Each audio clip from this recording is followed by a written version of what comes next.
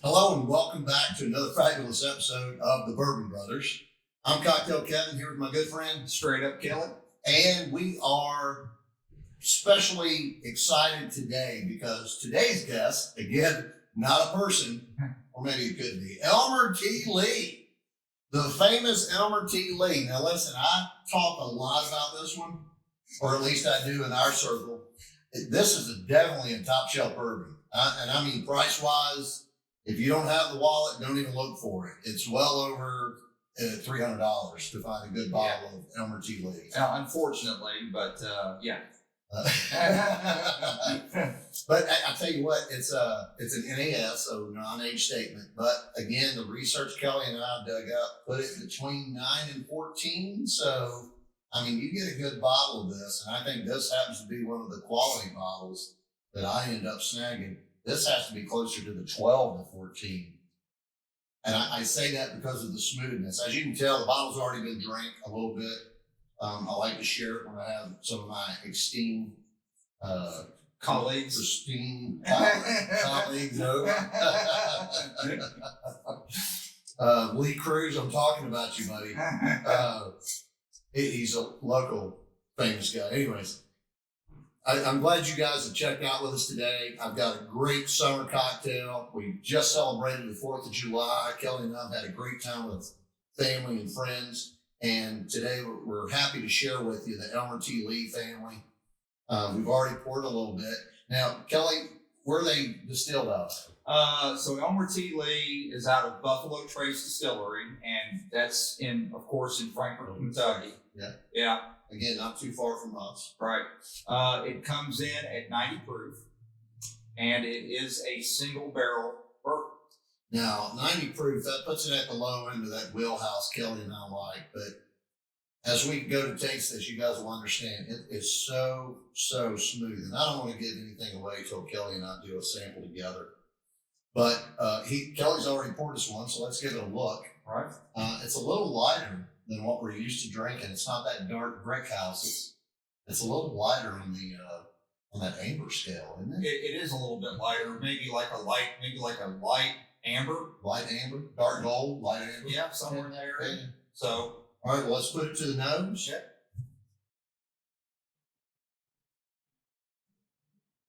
And I say it to you guys all the time. Put your beak in the hole. Put your beak in the hole. You can't really understand the complexities. First off, Kelly and I use Glencairn glasses. So these things are good because you can hold the stem, you can swirl it around, allowing some of the aroma and everything to bond together so that when you put your nose in there, you can really grab some of the senses and everything coming out. I mean, right, Kelly? Oh, absolutely. Yeah. And you guys don't understand. You can't just hold a bottle to your nose and go, yep, I got it. It's vanilla caramel. Everybody gets that. You know, Kelly's got an extensive nose. Kelly's pulled out Hungarian oak on me before, which blew me away. And that's not an easy thing to do. But if you stay in it for a while, you actually pick up some of the flavors and the aromas and everything. So always make sure, you know, if you're doing a tasting somewhere and you're out on the bourbon trail, there's a plug for you guys. Always remember, you know, when you do the nose, give yourself some time to understand everything that's going on, the complexities of what goes into the mash, you know. Mm-hmm. So now this Elmer T. Lee, it's considered a sour mash, really. It's a straight bourbon whiskey right out of Kentucky, but they actually call it a sour mash. They do call it a sour mash. It's on the sweeter end. It is on the sweeter end, and right off the bat, I'm picking up on the nose almost like a sweet woodiness, and I don't know if that makes any sense, but I'm getting like a sweet woodiness, and that's, to me, the main overpowering. It's almost like the oak. You're actually grabbing the oak, the flavor of the oak wood, the wood itself, Correct. The barrel itself, and maybe that was Elmer T. Lee's secret. Now this is a cork bourbon, so it's high quality. Yeah, it's high quality for sure. If you've got top shelf bourbon, this is one tier above. It could be one peer. You may not want to share this with your local peers. Just kidding. Save this for your friends, though. your pristine colleagues, man. I'm telling you, this is a real classic one. Let's give this one a mouthfeel. All right, cheers. And a taste.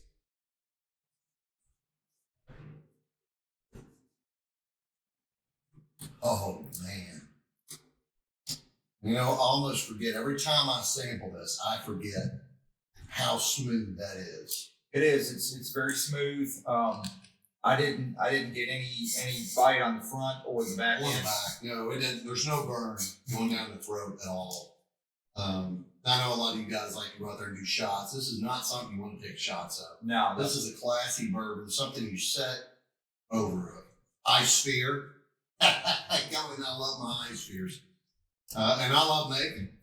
My freezer probably works overtime trying to make, especially in this heat wave, Kelly. I mean, it's been ridiculously hot here lately. Yeah, here in the past week, it's been 90 plus degrees with 100% humidity pretty much every day. It's been nasty. And I wouldn't recommend bourbon as a hydration source. However, it is made with water. There you go. So Kelly and I try to keep hydrated as much as possible. Yeah. And what's even better is I come up with these great summertime cocktails. Listen, Kelly and I are going to step away real quick, give us our thoughts on the Elmer T. Lee. Yep. I've got a great cocktail coming back, so don't forget to hit the like button and subscribe. Always drink responsibly and never drink and drive. We'll be right back. That was funny. Hey, listen, we just got a call from our producer, and he said, you know, we're walking on eggshells. I said, you don't even know what an eggshell is. So we cracked a few eggs in our time, haven't we, Kelly? Oh, yeah. Anyways, the apple doesn't fall far from the tree, and we could go on and on with these puns. But the best way to read idioms and puns is to pick up a copy of Useless and Relevant. Add it through a plug-in. I'm the author. How about that? Hey, anyways, back to Elmer T. Lee. Kelly, what did you think, man? This is it's, you know, it speaks for itself. It is one of the most elegant, classiest cocktails. Not cocktails, bourbon. Straight up, Kelly is going to give it to you straight up. It is. It's like you said. It's elegant. The aroma, the taste is completely unique.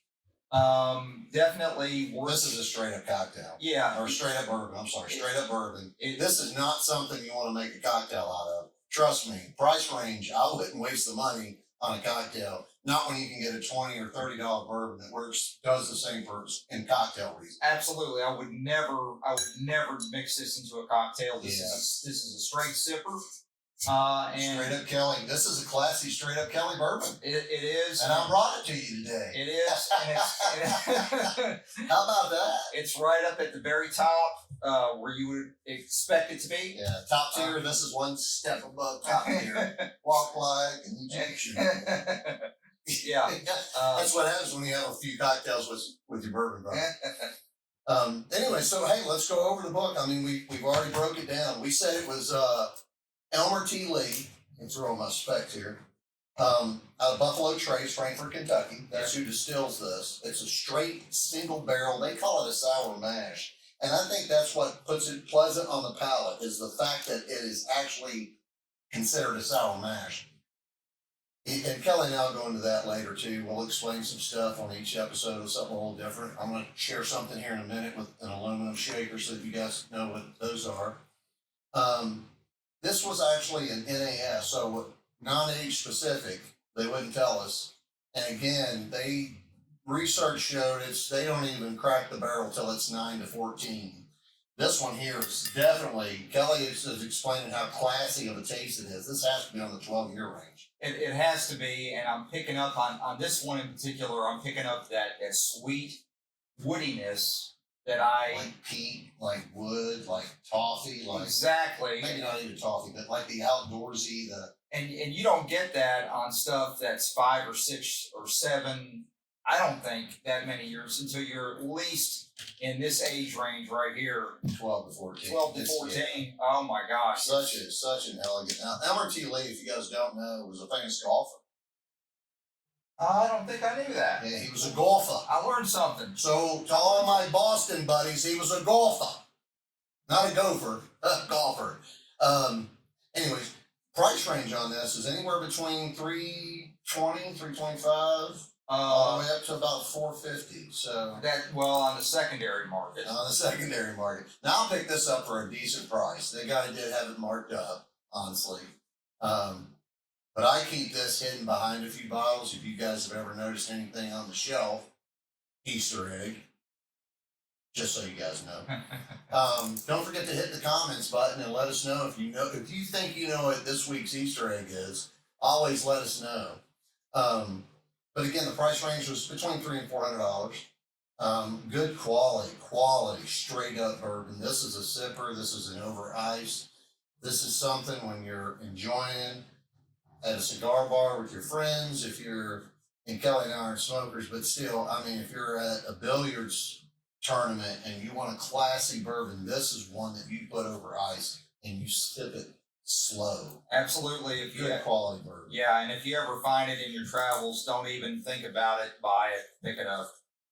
Kelly and I both said that we thought it was like a dark amber or like a dark gold light amber. Yeah, It's got a crazy quality to it. Definitely full body, full balance. The cinnamon and spices that they use in this are so subtle. They're not overpowering. They're not, and I could barely even pick up on any cinnamon or spices. It's a lot of just bourbon. But this is such a quality bourbon. Woody.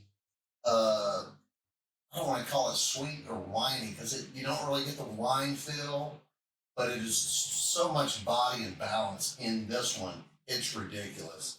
And on appearance, Kelly and I both agree it's a 5-star. Yeah, absolutely. On taste, we agreed it was a 5-star. It's a 5-star. And then on mouthfeel, I gave it a 5. Kelly, it's a 5. It's a 5. Yeah, it's a 5. So we're going across the board. This is another 5-barrel pick. And it's been a while. We have had one other 5-barrel pick. I think it was the Knob Creek 12. Oh yeah, the Knob Creek 12. Yeah, classic. Outstanding. Yeah. But this one was just great. Listen, before it's so hot, I wanted to come up with another cocktail for the summer, and I came up with this one. It's called a pineapple dessert. So a glass of ice with 3 ounces of your favorite bourbon, not included. Just wanted to throw that out there. And then I've got a little bit of pineapple juice that we threw in just as a mixer.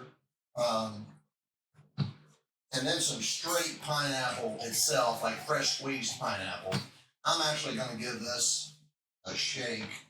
Well, if I don't lose my grip here, I'm going to give this one a shake. A quick shake. Without spilling it. Boy, that's a lot of ounces right there. Oh man, I'm making a mess. I really overfilled that, but give Kelly and I a little pour here.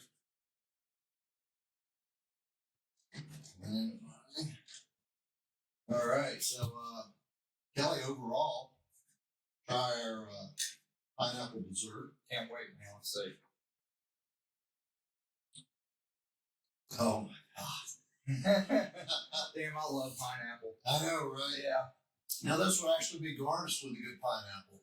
I may start trying to get some garnishes in future episodes. Yeah. Just like going on here for a nice little look. You know, again, we use the spheres in our glasses. Yeah, that's a must right there. And these, and believe it or not, we went with a 6-count bourbon pour. Actually, I think it went a little heavy, maybe a 7 or 8 count. But the bourbon really infuses everything. And again, because it was a citrus, I gave it a little shake, made a mess, no big deal. Got a wife that'll clean up, right? Just joking, love you, honey. But this stuff is great. This is another great summer to the pineapple dessert, to Elmer T. Lee, and to you guys out there. We appreciate your views.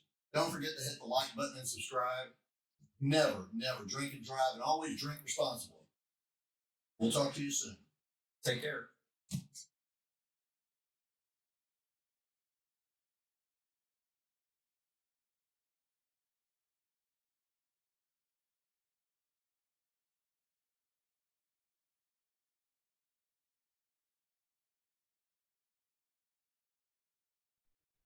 Hey, listen, guys. I know we stepped away and we've already given our review. Kelly and I just sitting here talking about this Elmer T. Lee. And I know we spoke about it, woody, but Kelly actually started to pick up some of the sweetness in it too. I did. And you said it was mostly woody with a little bit of sweet on the back end or sweet taste on the tongue. Yeah, and that's exactly, to me, what I picked up on, and I love it. So that's really why this comes in at a 5.55 and a 5 barrel overall. I mean, fucking spectacular. It is fucking spectacular. It is right up there. Knob Creek was the only other one we ever gave a 5 to out of what we've reviewed thus far today. Yeah, now 12. We're nowhere near getting finished. I mean, I've got a plethora of stuff up here that we still haven't sampled. Kelly and I still have the scratch board we're going through.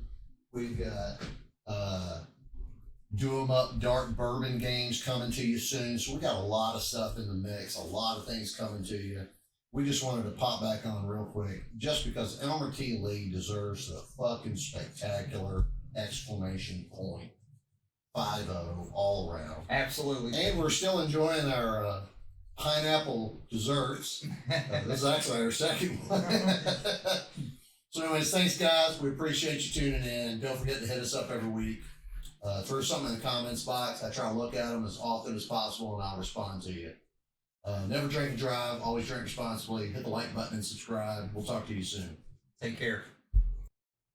Hey guys. Kelly and I just wrapped up our filming of Elmer T. Lee. And I was reading some of the comments and I realized that I'd made a joke about Elmer T. being an avid golfer. Kelly and I both know who Elmer T. Lee is. And to give a real quick storyline behind Elmer T. Lee, he's very famous here in Kentucky. Grew up on a Kentucky tobacco farm. Went to serve his country in the 40s, World War II, became a bombardier. Utilized the GI Bill. Believe it or not, they had the GI Bill back then. He utilized his GI Bill to go obtain an engineer degree at the University of Kentucky, the famous UK right here in Kentucky.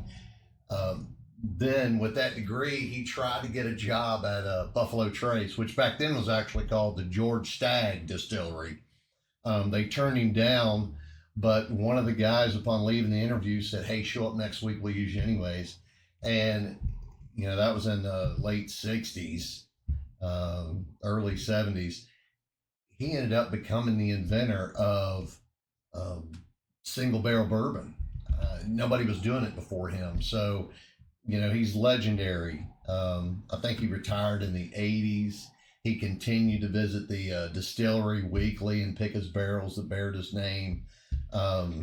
Just a well-renowned guy. We were just joking because he wears a derby hat. I love wearing those. Anyways, keep those comments coming. We love hearing from you guys. And until next week, you guys stay safe, drink responsibly, hit that like button and subscribe. Talk to you soon.